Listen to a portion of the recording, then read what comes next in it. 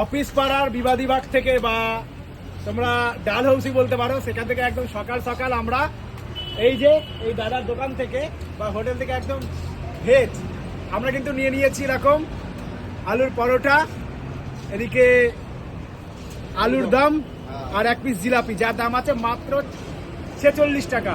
জিলাপি বাদ দিলে হবে 40 টাকা। আর এছাড়া তোমরা যদি ওখানে দাদা শুধু পরাঠা নিলে 20 টাকা হবে, শুধু পরোটা নিলে 20 টাকা। ওকে, তো যাই হোক চলো একবার তাহলে আমরা রিভিউ দিই। এই দাদা যেহেতু ভালোবেসে মানে টেস্ট করতে দিয়েছে, ঠিক আছে, তো এরকম জিনিস সকালবেলা জাস্ট দাদা বিয়ার সে আগে নাকি? বাহ বাবা, वाह क्या कचौड़ी है रे दादा, एकदम लावली, दे रे बाबा, एकदम लावली। আলু পরোটা মানে কলকাতার ডালহৌসিতে এই প্রথমবার খাচ্ছি, ঠিক আছে, সকালবেলা পুরো একদম জমে।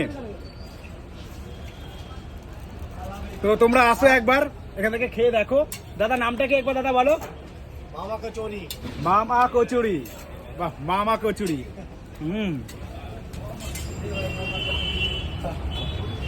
আর এই যে এত বড় জিলাপি মাত্র 6 টাকা দাম। চলো টেস্ট করি।